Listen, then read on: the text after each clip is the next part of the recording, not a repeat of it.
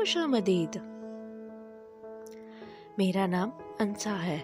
میں اپنے پیرنٹس کی اکلوتی اولاد ہوں اور اس وجہ سے انہوں نے مجھے بہت ناز و لاڈ سے پالا ہے، جس کا فائدہ میں خوب اٹھاتی ہوں۔ گھر کے کام کاج امی ہی کرتی ہیں۔ میرے ابو وابڈا میں کافی اچھی پوسٹ پہ ہیں اور امی ہاؤس وائف ہیں، سو کافی کھلا خرچہ ہو جاتا ہے ہمارا، کیونکہ ہمارے گھر میں کوئی لڑکا نہیں تھا تو گھر کے کام کرنے میں کافی مشکل ہوتی تھی، کیونکہ ڈیڈ بھی اپنے ٹورز پہ کافی دن گھر سے باہر رہتے تھے۔ سو میری موم کا آئیڈیا تھا کہ ایک نوکر کو فل ٹائم جاب دے کر گھر رکھ لیں۔ میری موم کافی سیدھی سادی خاتون ہے اور زمانے کی چالاکیوں سے بالکل ناواقف ہیں، سو انہوں نے ضد کی ایک نوکر کو رکھا جائے۔ آخر کافی تلاش کے بعد میرے ڈیڈ کے دوست کے ریفرنس سے فرحان کو نوکر کی جاب دے دی گئی۔ فرحان عمر اس وقت 22 سال ہوگی، لیکن وہ قد کاٹ کی وجہ سے ایج سے زیادہ لگتا تھا۔ خیر، وہ ہمارے گھر کے پیچھے بنے کمرے میں رہنے لگ گیا۔ سٹارٹ میں تو وہ کافی اچھا ثابت ہوا اور گھر کے سارے کام خود ہی کر لیتا تھا، حتیٰ کہ ڈیڈ کے ہوتے ہوئے بھی وہ سب کام خود کرتا۔ سو ڈیڈ اس سے بہت خوش تھے اور اپنی سلیکشن پر اتراتے رہتے اور اس کی تعریف کرتے رہتے۔ میرا واسطہ اس سے کم ہی پڑتا تھا، لیکن جب بھی میں اپنی گاڑی سے کالج واپسی سے اترتی تو فوراً بھاگ کر میرا سامان پکڑ لیتا اور میرے سینے کو غور سے دیکھتا جیسے کچا کھا جائے گا۔ باقی سب تو ٹھیک تھا، لیکن وہ بہت عجیب اور گندی نظروں سے دیکھتا تھا۔ جب بھی میری امی بغیر دوپٹے کے پھرتی یا کہیں بیٹھی ہوتی تو وہ ہر وقت ان کو تاڑتا رہتا۔ میری عادت تھی کہ میں لوز ٹی شرٹ میں گھر میں پھرتی تھی۔ جب بھی میں صوفے پہ بیٹھ کے ٹی وی دیکھ رہی ہوتی تو فوراً میرے سر پہ آ کے کھڑا ہو جاتا اور پوچھتا کہ باجی کوئی چیز چاہیے۔ میں کئی دفعہ اسے پکڑ چکی تھی۔ خیر، مزہ مجھے بھی بہت آتا، کیونکہ اگر آپ خوبصورت ہو اور کوئی آپ کے حسن کو دیکھنے کے لیے تڑپ رہا ہو تو آپ کو غرور پیدا ہو ہی جاتا ہے۔ سو میں زیادہ فکر نہیں لے رہی تھی۔ میں نے سوچا کہ ابھی بچہ ہے، جوان ہو جائے گا تو ٹھیک ہو جائے گا، لیکن کبھی کڑوا پانی بھی میٹھا ہوا ہے۔ ایک رات میں ہمارے گھر کے پیچھے بنے گارڈن میں بیٹھی اپنی دوست سے باتیں کر رہی تھی۔ میں ادھر ادھر چل رہی تھی۔ بات کرتے کرتے ذرا آگے گئی اور دیکھا کہ تھوڑی دور ایک آدمی میری امی کے واش روم کی پیچھے دیوار کے ساتھ کھڑا ہوا تھا۔ پہلے تو میں ڈر گئی اور شور مچانا چاہا کہ کہیں چور نہ ہو، لیکن حوصلہ کر کے میں دبے پاؤں ذرا آگے گئی تو میرے ہوش اڑ گئے۔ میں آگے کا منظر دیکھ کے ڈھل گئی، کیونکہ وہ مرد کوئی اور نہیں بلکہ فرحان تھا اور وہ واش روم کی بیک سائڈ کی طرف بنی چھوٹی کھڑکی سے اندر جھانک رہا تھا۔ باتھ روم کی ہلکی روشنی منہ پر پڑنے کی وجہ سے اس کی شکل صاف نظر آ رہی تھی۔ میرے ذہن میں جمکا ہوا کہ میری موم اس وقت نہا رہی ہے اپنے واش روم میں، کیونکہ تھوڑی دیر پہلے انہوں نے مجھ سے ٹاول مانگا تھا۔ مطلب فرحان وہ دیکھ رہا تھا اپنی گندی نظروں سے۔ میں اس ذلیل کی حرکت دیکھ کر حیران ہو گئی، لیکن میرے ذہن میں آئیڈیا آیا کہ کیوں نہ اس کی ویڈیو بناؤں۔ سو میں نے ایک طرف چھپ کے اپنا موبائل نکالا اور اس کی ویڈیو ریکارڈ کر لی اور آہستہ آہستہ میں اس کی طرف بڑھتی گئی تاکہ اسے پکڑ سکوں۔ جب میں اس کے کافی قریب ہو گئی تو وہ شور سنائی دیا اور پیچھے مڑ کے دیکھا تو میں کھڑی تھی۔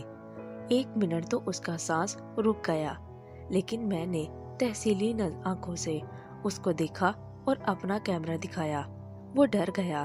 میں نے اسے کہا کہ گارڈن میں آ کے میری بات سنے۔ جب وہ گارڈن میں آیا تو بغیر کچھ کہے میں نے ویڈیو اس کی آنکھوں کے سامنے کر دی۔ وہ ہکا بکا دیکھتا رہا اور میں نے کہا کہ صبح کا انتظار کرے۔ ساری رات میں سوچتی رہی کہ کیا کروں اس کا، ڈیڈ کو ویڈیو دکھاؤں، لیکن اس میں میری امی کی بھی بدنامی ہو جاتی۔ سو میں نے ایک شیطانی منصوبہ بنایا فرحان کے بارے میں، کیوں نہ اس کو پکڑ کر اس کی بھی ویڈیو بنائی جائے۔ یہ آئیڈیا مجھے اچھا لگا اور پھر ایسے ہی معمول کے مطابق زندگی گزرتی رہی اور میں اس واقعے کو بھول گئی۔ ایک دن جب میں یونیورسٹی سے واپس آئی اور کپڑے تبدیل کرنے کمرے میں چلی گئی، میری عادت تھی میں پہلے اپنے مکمل کپڑے اتار کر اپنے جسم کو دیکھتی تھی، پھر دوسرے کپڑے تبدیل کرتی تھی۔ میں اپنی سوچ میں مگن کپڑے تبدیل کر رہی تھی۔ میری اچانک نظر ونڈو پر پڑی جہاں سے مجھے فرحان نظر آیا۔ ونڈو کے شیشے ایسے تھے جن میں روشنی والی سائڈ سے نظر آتا تھا، کیونکہ اندر لائٹ جل رہی تو باہر سے آسانی سے دیکھ سکتی تھی۔ میں نے فرحان کو دیکھا،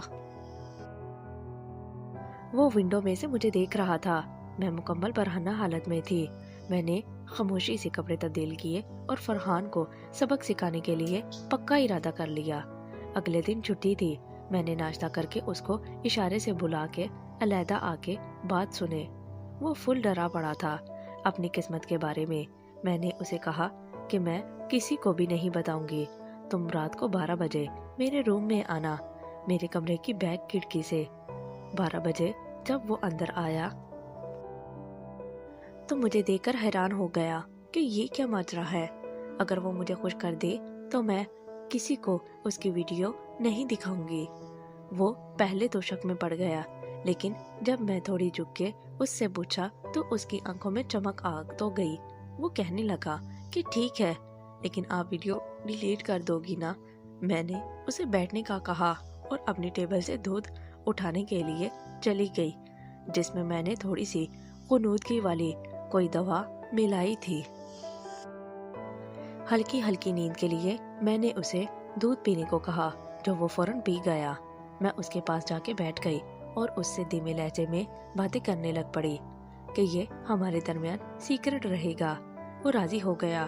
اس نے کہا، کیا آپ کا کوئی بوائے فرینڈ نہیں ہے جو آپ اس سے مل کر مزے کر لو؟